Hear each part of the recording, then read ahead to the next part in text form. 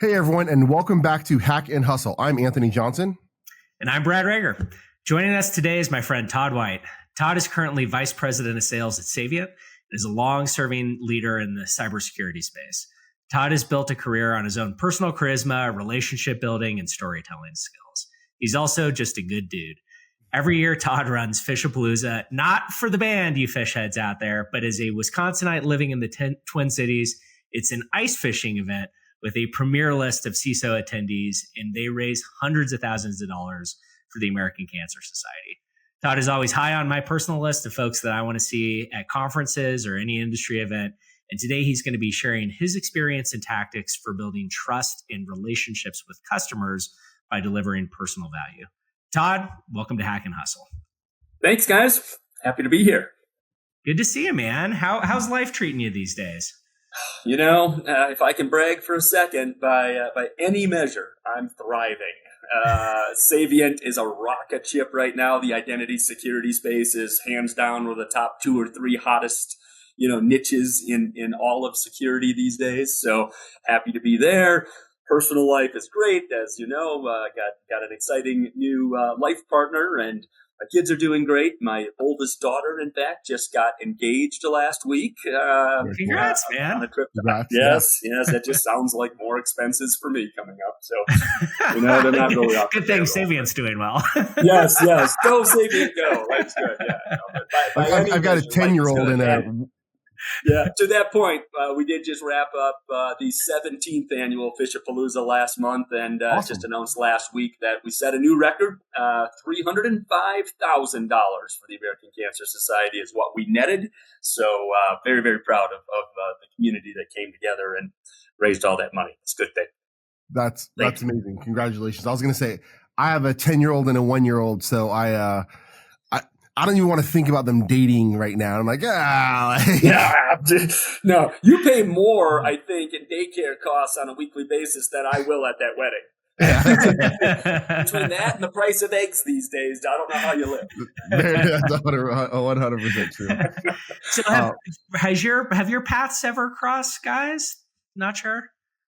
I don't know. Think so. Yeah, no, I don't think so. Although I know a number of the leadership over at Savient, and but yeah, I don't think so.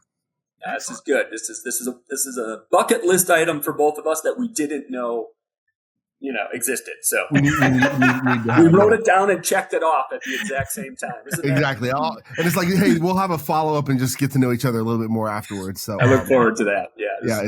It's always good. All right, Todd. So we always talk a lot about we talk a lot about sales, a lot about marketing, but a lot of times it comes down to how do you build trust? Like, and particularly with people on the show, we're like, we don't always talk about like the personal side of things, but as you support your customers, how do you engage with them as people, not just like a business cog, if you will? And what does trust and building trust kind of mean to you and throughout your career?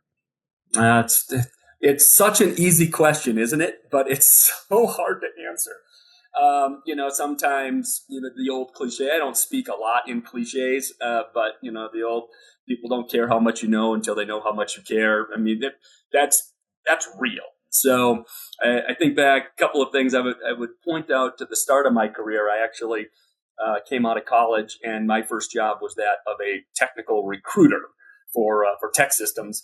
So you learn right away that the individual was the asset. Right? It's not, their persona was not that of a budget holder. They themselves were the asset, and you got to know them very personally. It wasn't just that they wanted more money or more title. It was, there were very personal things about their career search that you needed to understand and align with and empathize before you could be ultimately effective in helping them. So, I mean, whether I was dealing with fresh out of college back then, it was like Visual Basic programmers were all the rage. This thing called Java hadn't even come out yet.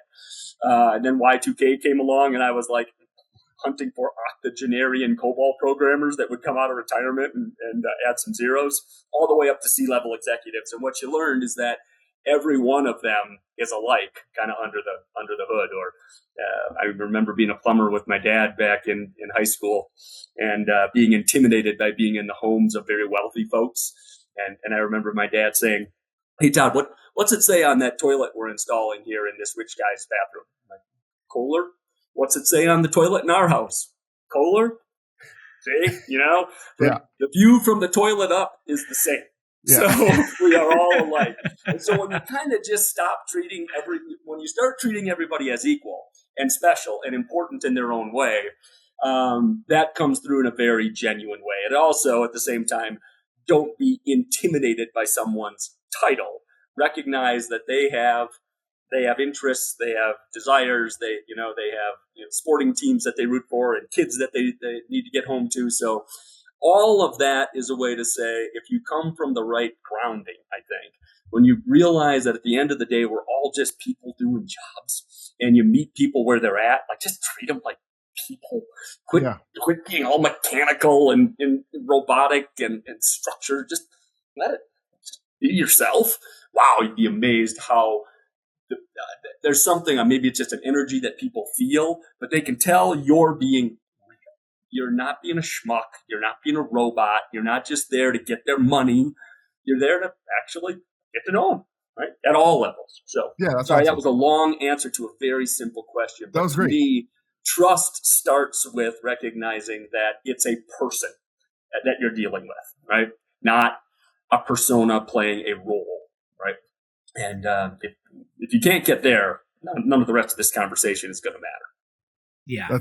I have a follow-up. Brad, go ahead, but I have a follow-up that I got to make sure I get out here. Go for it. Okay. So I agree with you. But how does that kind of reconcile, or how do you kind of see this coming to, like hitting reality with kind of the new not just the new generation, but the generation of the workforce that's like, I don't need a relationship, just buy it online. Like I don't need that guy or that gal who's going to actually care. I want to commoditize everything, because so much of, even tech buying stuff now, it's like, well, in 10 years, they won't buy they won't buy their security tools by actually having a conversation. They're just going to go and click a widget. I'm like, I don't think that's going to happen. I think they need that trust. So what would your advice be to these people who are, younger salespeople who entered the market during COVID, didn't travel for N number of years? Yeah. And then they're like, you know what? I'm not going to travel to meet that guy or gal.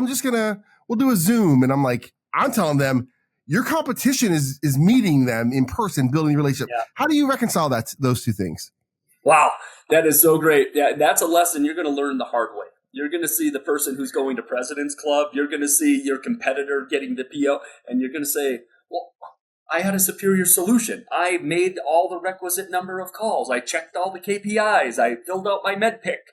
And why did I lose? Because the old phrase, must be present to win, right? Yeah. So that is immutable. So I spent a good part of my career, 25 years of it almost, in the reseller channel as a systems integrator, VAR, if you will, before, VAR is not a 4-letter word, by the way. There is, in spite of the fact that these days, buyers of cyber technology or anything, I think these days, but particularly information technology, what's the number? 70-80% of their research is done before they even engage a vendor or a reseller or anyone. So yes, they're highly educated coming in the door, but I challenge you to find me anyone purchasing something probably bigger than 5 figures, right? If you're buying pens and pencils, maybe you don't need to engage a human. But if you are buying something, a particular software or services solutions, you have a trusted advisor, right? Those people have 1 or 2 virtual business cards that they keep in their front pocket at all time. And these are the folks that get their first call, their second call, and they are the sounding board. Whether that's a VAR, a Big 4 consulting firm, or it could just be an industry colleague, they are absolutely talking to a human being before they pull the trigger on anything significant. So if you're trying to have a virtual relationship with them, you will get yourself just so far, almost as far as that person would get on their own over the internet. But ultimately, it's those influencers that if you're not going to be in the room, they better be in there for you, which is, kind of bleeds into, we mentioned MedPick and Champion and things of that nature. So, we'll go down that cul-de-sac perhaps at some point. But thank you. That's great. Is it fair to think about it as kind of being a function of how big the investment is and how strategic it is, right? Like I don't need somebody to sell me Slack or ClickUp or whatever, right? In my, $20 a month subscription. But if you're investing hundreds of thousands of dollars, you have to change infrastructure, or you're putting something into your environment that may screw things up or make things a lot better. You got a big budget line item. It seems like that there's kind of like this linear thing there where the trust becomes more important, the relationship becomes more important. And VARs are probably on the far end of that spectrum because really what you're buying is counsel and advice and trust, and it's an ongoing long-term relationship in its ideal format. Is that sort of a fair way to think about that? And then this whole kind of it's a great way to think of it thing becomes more important on the upper end of that. I love the way you put that. If you just think about it the way we at Savient and virtually every OEM ISV in the industry operates the same way. We put our SDRs and BDRs, they're smile and dial only, right? The impact that they can have is, it's a critical function, right? It is pipeline development. It is, first contact. You only get one chance to make a first impression, but ultimately when the things are getting real, you're putting them into the hands of the field sales team that goes out and actually creates, physical, contact with customers and creates actual customer relationship maps and the whole nine yards. So that is true of even within any company of any size. You're going to have a sort of stratification of impersonal to highly personal, low touch to high touch resources. But then certainly with what you're selling, when big dollars are on the line, you are going to be heavily invested, and you're ultimately going to want to look straight into the eye of not only the person who's selling it to you, but probably their executives, right? You're going to want to make sure that this is in the identity business that I'm in. I mean, you think about it, it touches every user, every app, every system, every business partner. Like, they forget about measure twice and cut once. They measure like 274 times, and then cautiously cut you a little baby check to get started. So, I mean, it's a very, but I understand why, right? So, what I would also kind of like remember is like the first time I bought a high end suit, right? Working on Wall Street, when it wasn't a high end suit, I'm like, I don't even talk to the sales guy. Maybe it's a few $100s. Maybe it's more than I ever spent. Maybe I'll want to talk to the person on the floor. But once you start getting into like, okay, that's actually expensive. Mm-hmm. I do want somebody to be like, oh, you know what? This, where it's actually a custom solution. I think that's so true for software and anything that's really going to be so critical to the business.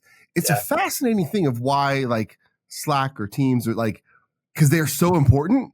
Yeah. But, we're willing to make the decisions because the price point is so low, I think, right? Yes. You're like, oh, it's fine, right? I think that's right. There's a bleed here, guys. I mean, tying your first question and your second question together, if you think about it, as that investment gets bigger, the stakes are higher for not only the technical buyer, but also the economic buyer and everybody along the continuum. So now you get back to that personal thing. There is a personal pressure that buyer or that influencer or that decision maker is feeling. Like, if I get this wrong, I could get fired. If I get this right, I might get promoted. I might get a bonus. At a minimum, my reputation is on the line. So I'm going to go ahead and ask a couple people, even though, and then you start thinking about, champions, right? We talk about these champions and AJ, you mentioned MedPick, I think early on there or something in this. It was that champion, right? That's somebody who is advocating for you and speaking on your behalf when you're not in the room, right? And why would a champion do that?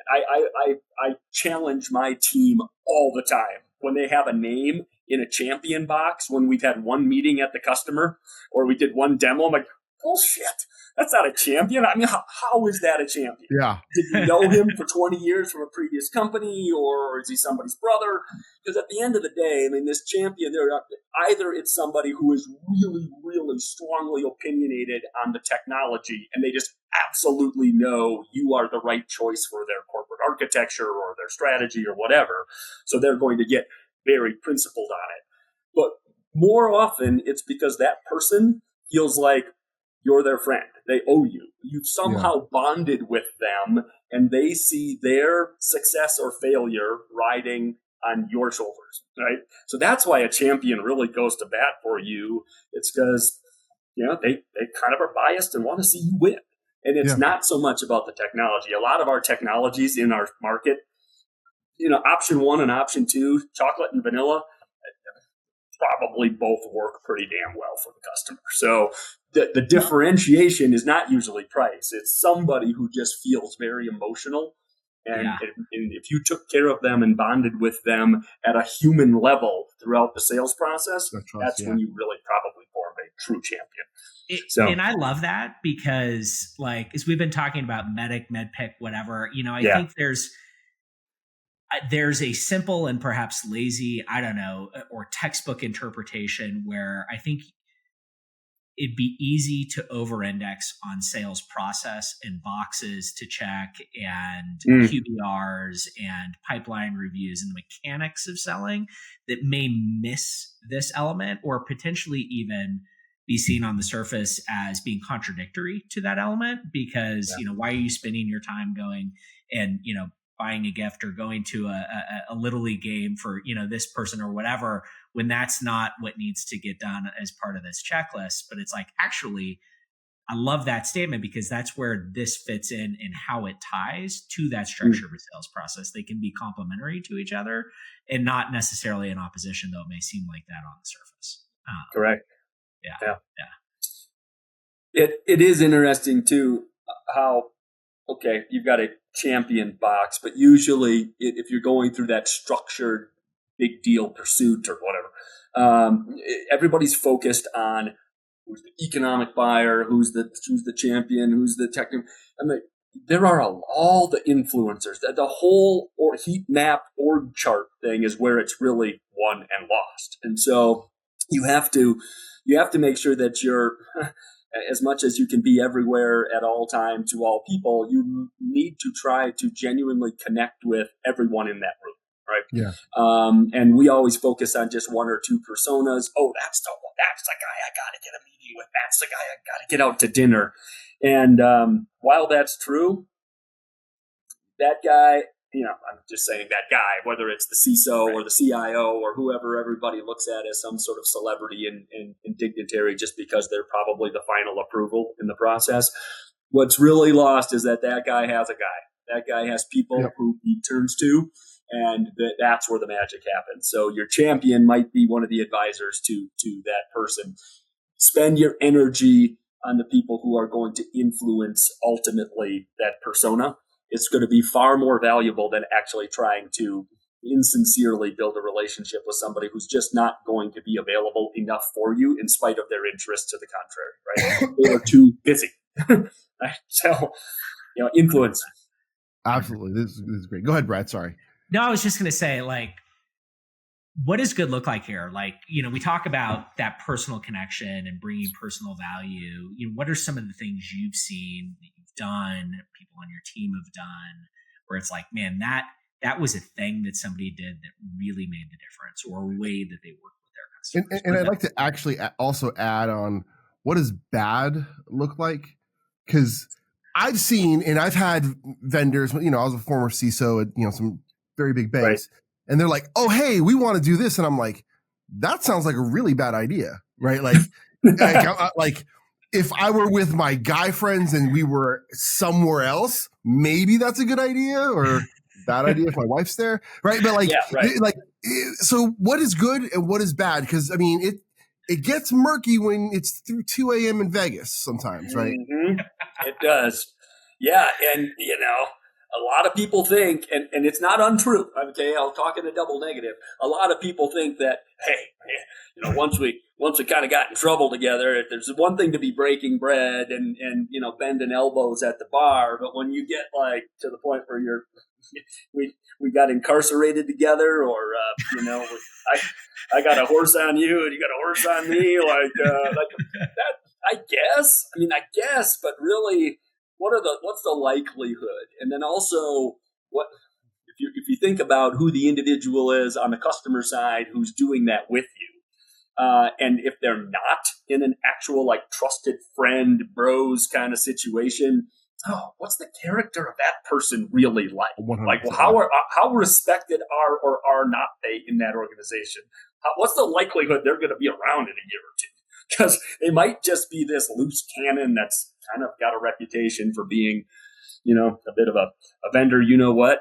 Yeah. And they always take the trips, and they take if it's free for me. Yep. So be careful about any of that stuff. I cringe a little bit when my team wants to do something, get me the big tickets to the game and the concerts, and we'll go to the Sphere, and like, okay, but okay. So more importantly, I want to just talk generally because this audience is going to be folks who are probably across the continuum. I think a lot of our sellers in our industry they're spoiled. I mean, cyber is hot. It's a lot of it sells itself these days, and I don't see nearly enough of them giving back to the next generation. I don't see nearly enough of them taking their positions of affluence, if you will, working for well-funded vendors and signing up to be on the board or working conferences of ISSA in your local community, or is there some sort of youth activity? I mean, these are all things that I was blessed early in my career to get this advice. Like, hey, man, there's a lot of greedy sales guys out there that are making seven figures a year and they're doing great, and they don't do anything for those practitioners that they're taking money from. They don't volunteer in the professional organizations, or where I really was blessed to differentiate was I became the custodians of a lot of resumes. So starting with people they didn't even have a management function yet. They were individual contributors, and then they became managers and directors. But throughout their careers, I would ask customer A, how can I help you? Boy, it'd be a lot better if I could fill that manager opening that I have, because then my life would be easier. Again, you're connecting with the person by helping them solve a pain that isn't directly theirs, but right? Well, hey, I got a guy over at this company who's looking for a new management job. May I introduce you? And you do that. If you just do that, if you are somebody who's connected at all these different levels, you're listening to what an individual is aspiring to professionally. And then, if you can just keep that stored in the back of your head for the next conversation, suddenly you're like, wait a minute, this Todd guy is different, right? Yeah. He's here to sell me a thing, but ultimately he's here to help me however I need help, even if it doesn't pay him anything today. If you can do that genuinely, if you can adopt that sort of servant mentality, genuinely, I can't stress this enough, gentlemen. If you're faking it, they'll smell it. The bullshit meter goes off and it's over, right? But if you are genuine in your assist, it will pay you back 10 times over in goodwill, right? And then you're trusted. You're trusted because you've become the custodian of their careers, right? Their resume. I have resumes of dozens of CISOs. It reminds me. I remember there are a few vendors and partners that I've maintained great relationships with, but I remember the first time where something really popped out was we'd finished the deal, and she came back to me and she was like, "Hey, the deal's closed. Thank you, et cetera, et cetera." And then she asked me, she's like, "What's something unrelated that I can help you with?" And I was like, hold on, you're not going to get paid on this. And it was just this really interesting thing, right? And I didn't have anything for her at the time, but what she would do is that she would meet somebody interesting and she'd be like, "Hey, Anthony, here's somebody interesting for you," right? And and I remember her saying, "Until you tell me something that I can help you with, I'm going to just send you interesting people." And I was like, okay, right? And so like, and it was just this great, and we built a relationship, and she became a trusted advisor. I love that. It was phenomenal. I guess is there a difference though when you run a large sales organization? Yep. When you train people and you're managing it at the macro versus a smaller organization that has like 2 or 3 people, right? Like, how do you do this? Because founders are fickle and they expect the deal yesterday. Yeah. And so they're like, hey, you went to dinner with them? That means you built the relationship? Okay, we're getting the PO by Friday, right? And you're like, Oh my God, yeah. Yes. And by the way, I already committed it to the board that we're going to get it by Friday. So, So how do you do this in a large sales organization? How would you do this, or suggest people coach their teams to do this in a smaller one? Great question. I actually just conducted a couple of interviews yesterday, in fact, for a new regional director, frontline leader in down in the Tola area for us. I index very, very hard. Frontline. This is where the frontline leader makes or breaks an organization, right? Because when you get in second and third level leadership, you're too disconnected from any of the, maybe you'll have a couple of executive sponsor type relationships that you'll maintain. But for the most part, you don't really know and see how the individual reps are engaging their customers, what they're doing in the market. When you walk into the room for the QBR or whatever, what's the body language? So the frontline leader, I index very, very hard on their leadership style and what are the type of things that they kind of second and third level deep look for their teams to do. Are you player coach? Are they in it? Yeah. Yeah. Are you in it? Are you going to the regional meetups? Are you going to, are you going to where the customers are to make yourself physically a part of the community? Are you writing little handwritten thank you notes for the customer after the meeting? The frontline leaders are the ones who need to educate, inspire, and entertain, if they will, their teams to do these little things that will make them stand out. So at scale, you can't do it. At scale, I think it. You could lead by example. You could be a C level or SVP level kind of executive, and show your teams what a good follow up note looks like, or something like that. But for the most part, the bespoke coaching comes from that frontline leader. Got it. That makes sense. Always. 100%. Awesome, Todd. Well, maybe as we wrap up here, I'd love to give any listeners that are interested in Fishapalooza just a chance to learn a little bit more about it, and maybe we can take that 305,000 and make it 400,000 next year. So why don't you give us a little pitch on? Sure. Why not? You think after 17 years I'd have this down, right? Well, maybe we'll inspire somebody to create some alternate version of Fishapalooza for their customers. So please do. Tell us a little bit about it, man. Yeah, it started with 12 guys sitting on a frozen lake in Minnesota on, flipped over 5-gallon pails with a case of Busch Light. So I knew there was beer involved. I was going to say there was beer involved somewhere, right? Of course. And to this day, there is plenty of beer involved, because there's nothing quite like the combination of alcohol and human tears to, lubricate dollars out of a man's wallet. But, it's good. But no, you start with a grassroots thing, right? You have a cause. You've got people who are already united for a cause. It was, for us, it was a bunch of guys that got together annually to go ice fishing and have a day of blowing off steam out on the lake, and we decided we could do better. But we also then were united by the community that we were all in cyber together, and we were all vendors and customers, and who cares? But for one day, throw the titles out. We're all just a bunch of people out, and at some point we decided we can do better. So I think what I'm appealing to folks to do is, if we've already got an incredible community, if you've got some reason to convene, just whatever that might be. Hell, it could be your bowling league for that matter. It's very easy to add a charitable element to it, and it actually really, really welds and galvanizes that community even tighter together, because at the end of the day, whatever the cause is, cancer is one that is inarguable. Everybody hates it. So people get really excited to go do things and try to help and find the cure. So Fishapalooza, you'll have to Phishapalooza. Good luck. There's a little splash page out there.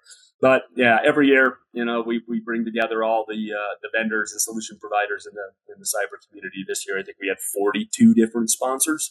Wow. I also had 24 CISOs from the big prominent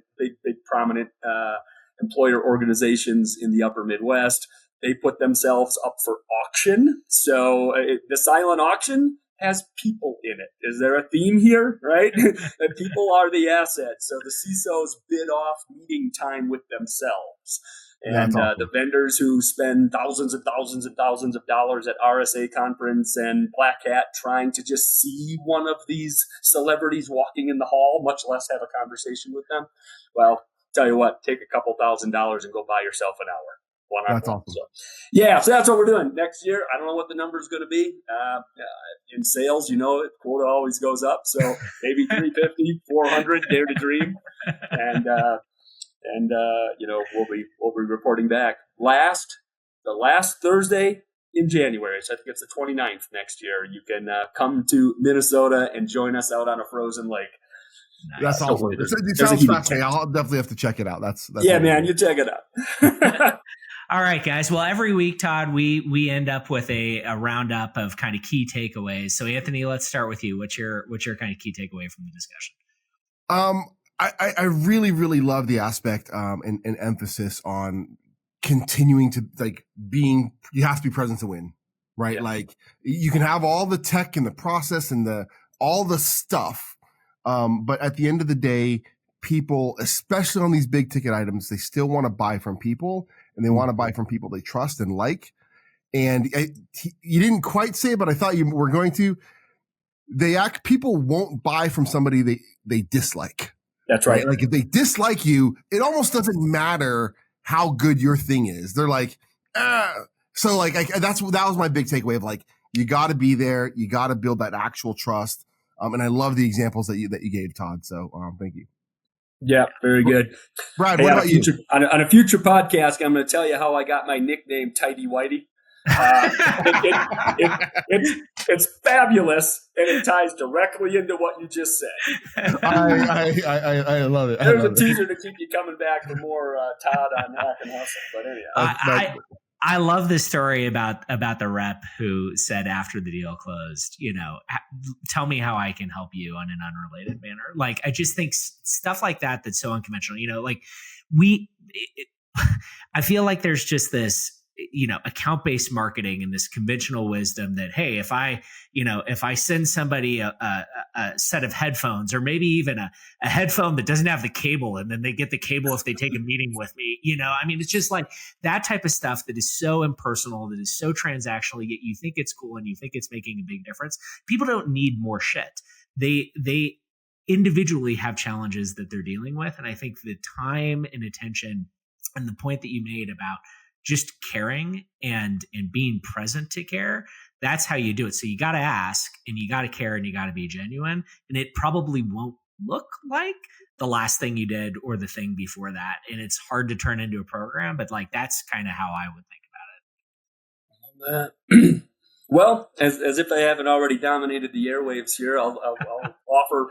I really like the reminder that AJ put out there that we have a whole new generation of folks in our industry that were grown up, these little Nepo babies, right? They were grown up in the digital era. They just don't have relationships like we all did, right? When we all had to be present, there was no other way to connect. So how do we teach them, other than the hard way by losing to somebody who was present? How do we teach them that there is some good old-fashioned gumshoeing that needs to be done, and learn from what they have perfected, which is how to maximize the digital outreach? I'm actually applaud how well some of that generation can communicate digitally. So that's a good reminder that we need to teach that generation these best practices, and again, the frontline leaders are very, very important in doing that. So good. I appreciate it.